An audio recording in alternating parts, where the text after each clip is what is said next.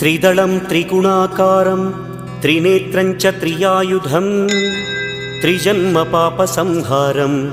एकबिल्वं शिवार्पणम् त्रिशाखैः बिल्वपत्रैश्च अच्छिद्रैः कोमलैः शुभैः तव पूजां करिष्यामि एकबिल्वं शिवार्पणम् कोटिकन्या महादानं तिलपर्वतकोटयः काञ्चनं शैलदानेन एकबिल्वं शिवार्पणम्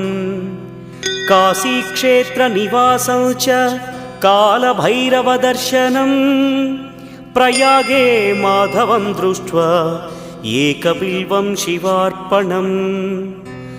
इन्दुवारे व्रतं स्थित्वा निराहारो महेश्वर नक्तं हौष्यामि देवेश एकबिल्वं